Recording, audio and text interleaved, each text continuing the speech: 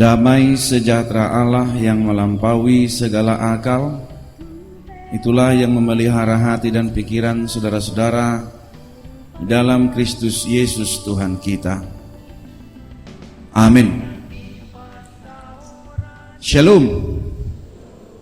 Bapak, Ibu, dan saudara-saudara yang terkasih dalam nama Tuhan Yesus Kristus, pada Minggu Kantate hari ini kita akan mendengarkan firman Tuhan yang didasarkan pada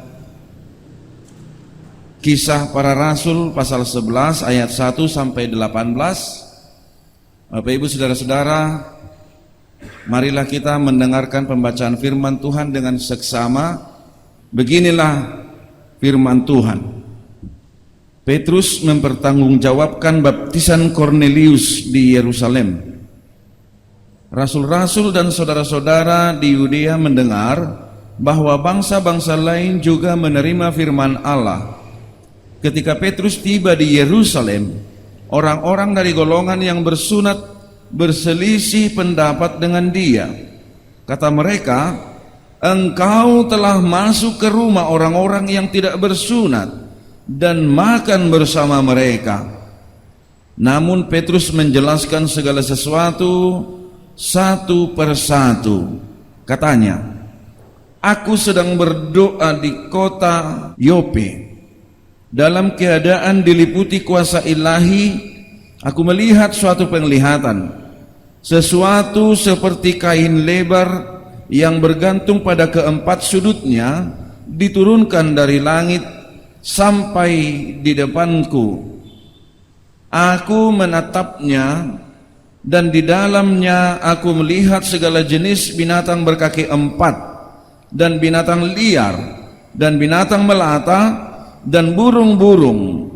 Lalu aku mendengar suara yang berkata kepadaku, 'Bangunlah, Petrus, sembelihlah dan makanlah.'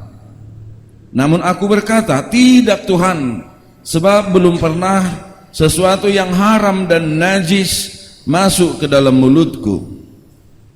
Tetapi untuk kedua kalinya suara dari surga berkata kepadaku, 'Apa yang dinyatakan halal oleh Allah, tidak boleh engkau nyatakan haram.'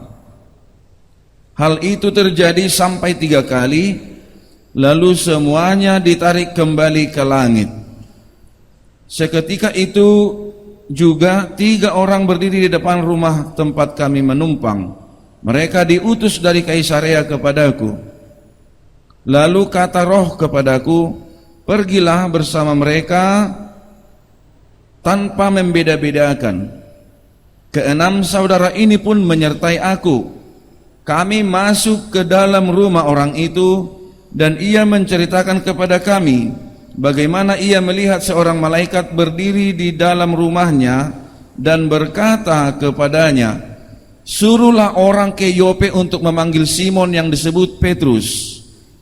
Ia akan menyampaikan suatu berita kepada kamu, yang melaluinya kamu dan seisi rumahmu akan diselamatkan.' Ketika aku mulai bicara, turunlah Roh Kudus ke atas mereka, sama seperti ke atas kita dahulu. Lalu teringatlah aku akan perkataan Tuhan, 'Yohanes membaptis dengan air, tetapi kamu akan dibaptis dengan Roh Kudus.' Jadi jika Allah memberikan karunia yang sama kepada mereka seperti kepada kita pada waktu kita percaya kepada Tuhan Yesus Kristus, bagaimana mungkin aku mencegah Allah?" Ketika mereka mendengar hal itu, mereka menjadi tenang lalu memuliakan Allah.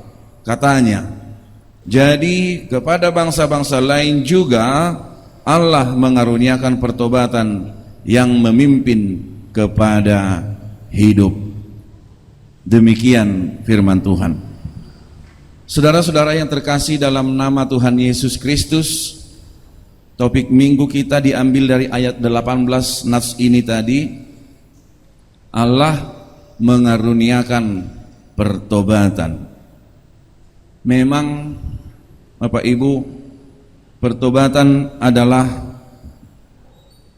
karunia dari Tuhan. Pertobatan adalah pekerjaan Tuhan. Itu sebabnya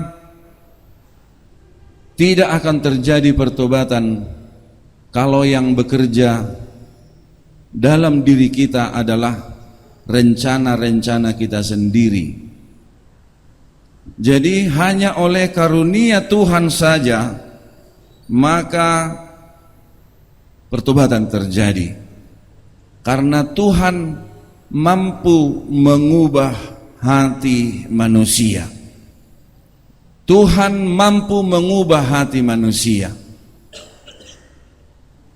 Mungkin ini bisa kita perdebatkan, tetapi yang pasti pertobatan sejati hanya terjadi ketika Tuhan yang bekerja. Ada orang yang berkata, ya kalau saya tidak mau, tidak mungkin ada pertobatan, katanya. Ingatlah Amang Inang, pertobatan yang direncanakan itu rapuh. Retesdo hamubaon na disakapi rohani jolma. Itu terjadi pada Firaun. Firaun juga berkata, aku akan mengizinkan umatmu keluar dari Mesir ini, katanya. Ketika itulah Tuhan datangkan. Tetapi ketika penyihir-penyihir Mesir mampu melakukan hal yang sama seperti yang dilakukan Musa, air menjadi darah, maka rencana Firaun mengizinkan umat Israel keluar berubah lagi. Tidak boleh keluar, katanya. Lalu datang tulah kedua dari Tuhan. Sampai 10 kali apa yang direncanakan oleh Firaun batal, karena tidak ada pekerjaan Tuhan di dalam pikirannya. Dia hanya melihat apa yang terlihat di depan mata. Jadi Amang Inang, kita juga tentu saja merindukan pertobatan, ya. Kita ingin pola hidup kita yang lama, yang tidak baik, cara hidup kita, cara berpikir kita, cara pandang kita kepada orang lain, atau cara pandang kita pada hidup ini, kita inginkan supaya diubah oleh Tuhan, sehingga kita hidup baru, kita hidup lebih baik lagi. Tetapi tanpa pekerjaan Roh Kudus, maka pertobatan tidak akan pernah terjadi. Itu sebabnya Amang Inang, sampai sekarang saya belum percaya khotbah yang baik dapat membentuk iman, atau khotbah yang buruk akan merusak iman. Saya belum percaya itu. Karena Roh Kuduslah yang bekerja, maka kita mau menerima firman Tuhan itu, dan firman itu bekerja di dalam hidup kita sehingga kita menjadi pribadi yang baru. Ada kisah tentang C.H. Spurgeon. C.H. Spurgeon, dia ini adalah sampai mendapat gelar pangeran para pengkhotbah, the Prince of the Preacher. Pada satu saat dia berkhotbah dan dia merasa khotbahnya tidak bagus. Dia merasa khotbahnya tidak maksimal. Lalu dia malu pada dirinya sendiri.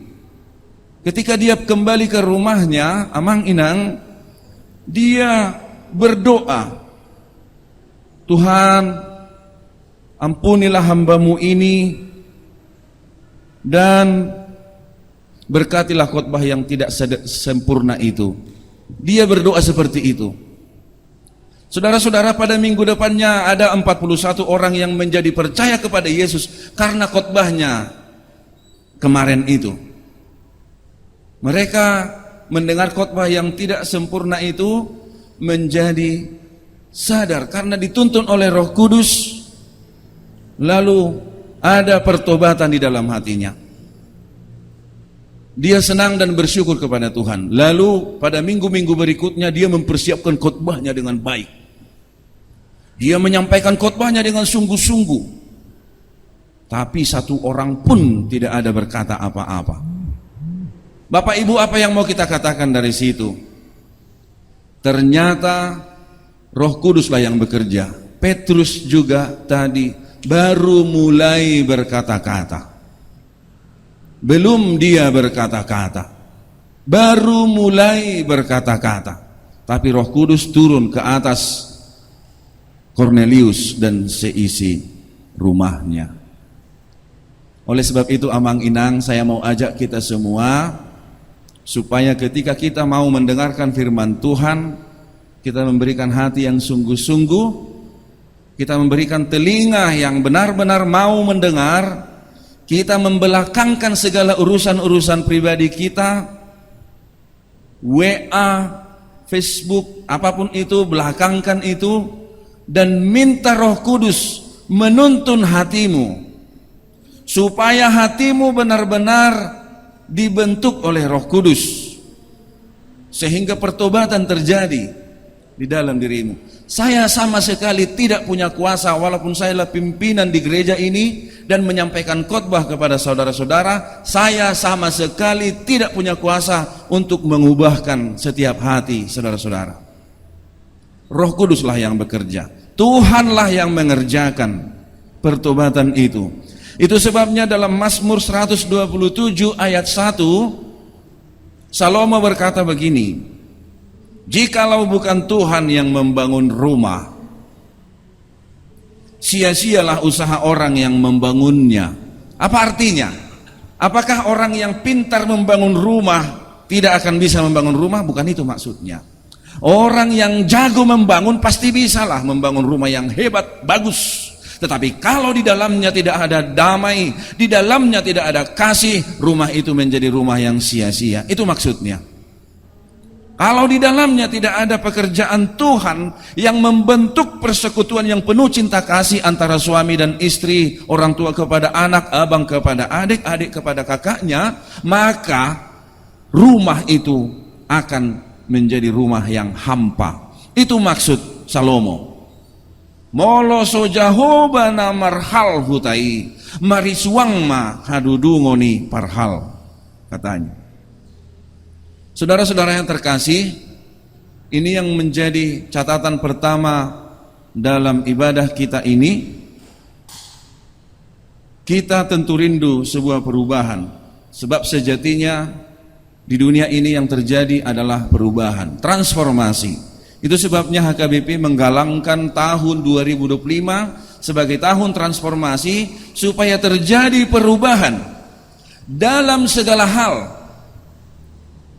Tema tahun ini juga menceritakan, tema tahun transformasi ini tidak hanya tradisi, tidak hanya pemahaman, tetapi juga kemampuan para pelayannya, pendeta, guru huria, bibel pro, sintua, semuanya, bahkan seksi-seksi dari ruas, bahkan koster, pegawai kebersihan gereja, semuanya harus mengalami transformasi atas pekerjaan Roh Kudus, atas pekerjaan Tuhan. Sejatinya adalah mari Amang Inang alami perubahan bersama Tuhan.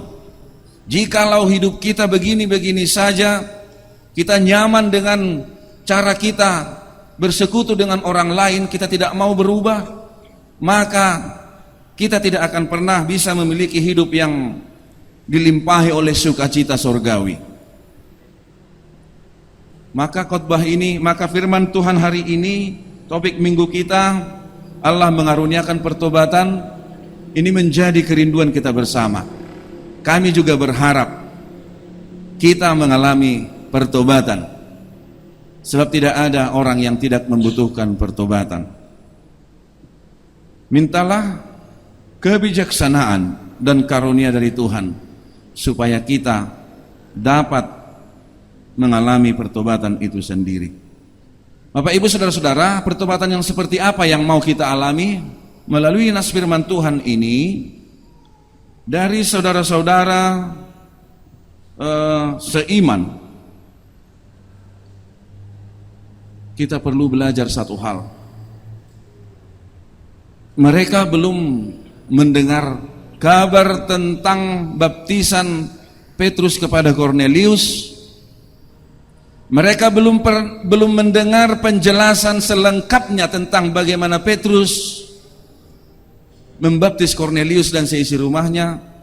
Tetapi mereka dengan mulut yang ringan menghakimi Simon Petrus. Apa katanya? Ketika Petrus ayat 2, ketika Petrus tiba di Yerusalem, orang-orang dari golongan yang bersunat berselisih pendapat dengan dia. Kata mereka, engkau telah masuk ke rumah orang-orang yang tidak bersunat dan makan bersama mereka. Langsung menjudge, menghakimi. Ini tidak boleh. Ini dapat merusak persekutuan. Sebenar apapun kita, tetapi kita tidak memiliki hak menjudge orang lain.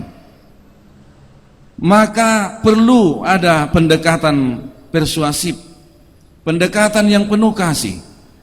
Seandainya saudara-saudara dongan sabangso narap marsunat ini memiliki kasih dan didorong oleh kasih memperjelas kabar yang mereka dengar itu kepada Simon Petrus, mungkin akan beda suasananya ya.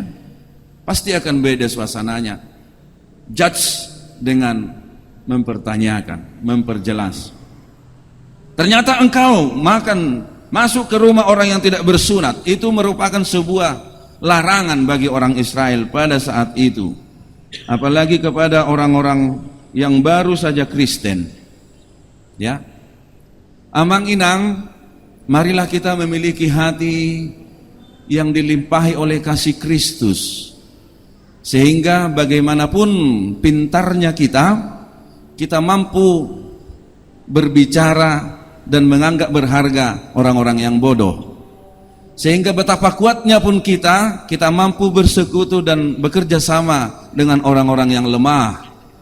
Betapapun kita kaya, tetapi kita dapat hidup berdampingan, kita dapat hidup mesra dengan orang-orang miskin, bahkan menolong mereka, memenuhi kebutuhan mereka. Itulah kalau kasih itu melimpahi kehidupan kita, tinggal dalam hidup kita. Jadi tidak saja apa yang kita lakukan, orang kuat kepada orang lemah, orang pintar kepada orang bodoh, orang kaya kepada orang miskin, tidak hanya sekedar pencitraan atau seperti yang dilakukan oleh orang-orang yang mau memanjat kuasa di negara kita ini. Maka ketika kasih itu sendiri sudah memenuhi kehidupan kita, persekutuan yang penuh cinta kasih akan kita alami bersama orang-orang di sekitar kita. Saudara-saudara, kesaksian Simon Petrus ini ada dua hal. Yang pertama adalah tentang halal haram makanan. Tentang halal haram makanan. Ya. Tentu saja bagi kita tahu apa yang diciptakan Tuhan itu tidak ada yang haram. Apa yang menjadikan sesuatu itu haram adalah pikiran manusia yang didasarkan pada pengalaman-pengalaman yang dia jalani. Misalnya ketika seseorang terlalu banyak memakan sesuatu, lalu terjadi suatu penyakit dalam tubuhnya, maka waktu akan membuat orang ini lebih bijaksana mengatakan ini haram. Itu latar belakang kisah halal haram makanan. Sejatinya yang diciptakan Tuhan tidak ada yang haram. Kalau diolah dan dimasak dengan enak pasti jadi harum. Karena itu amang inang, yang haram menurut Yesus adalah apa yang keluar dari mulut kita, yang bisa menyakiti hati orang lain. Seperti dari hati orang-orang yang menghakimi Simon Petrus ini, itulah yang haram.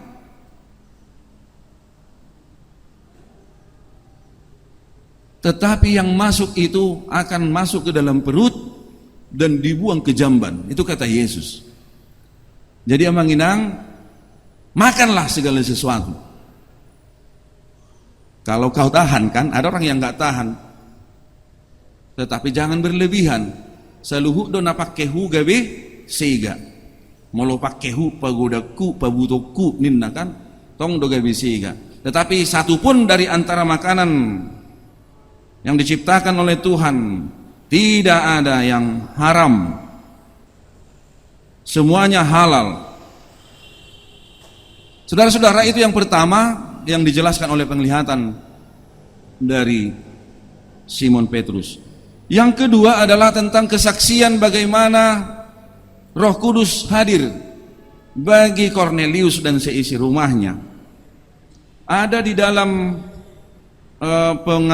pemahaman orang Israel yang tertulis dalam Bilangan pasal 35 ayat 30 tentang kesaksian. Di sana dikatakan, setiap orang yang telah membunuh seseorang haruslah dibunuh sebagai pembunuh menurut keterangan saksi-saksi.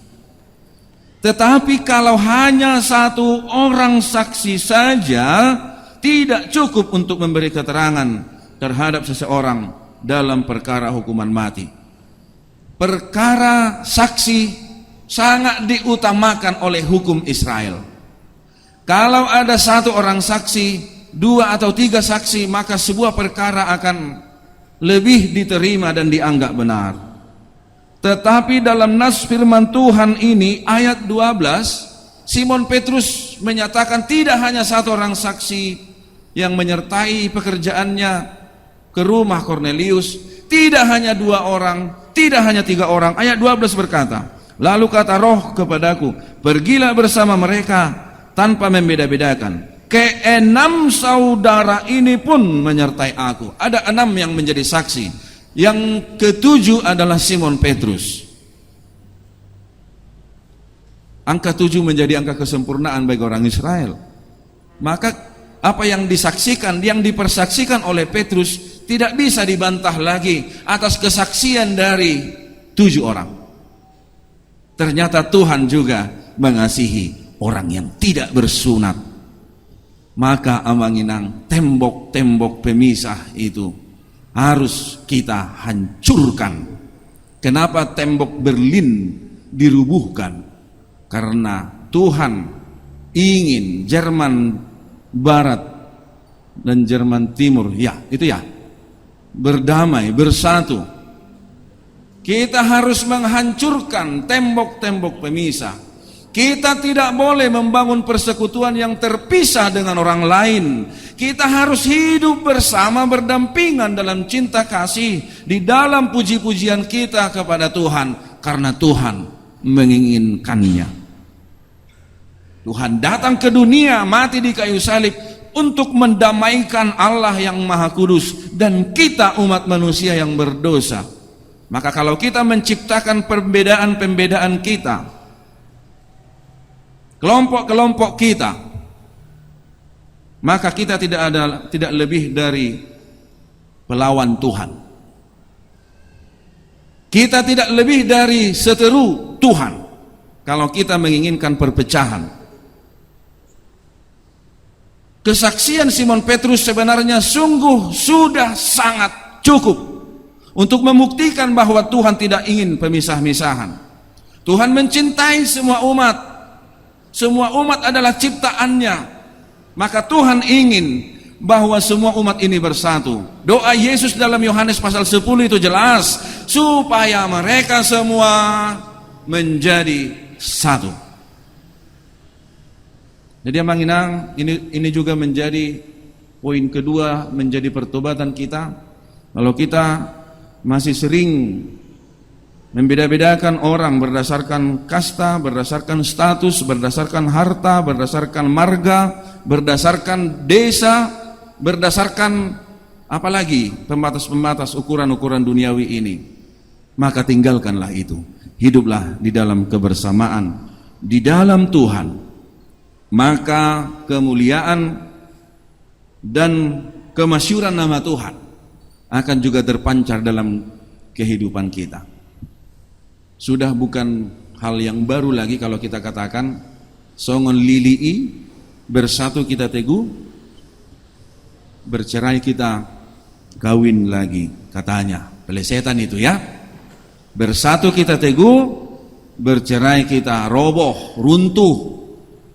Maka Bapak Ibu, milikilah kesatuan hati yang dipersatukan oleh cinta kasih Tuhan. Itulah pertobatan yang kedua. Jangan menghakimi dan hidup dalam kebersamaan. Mintalah kekuatan Roh Kudus menuntun hidup kita.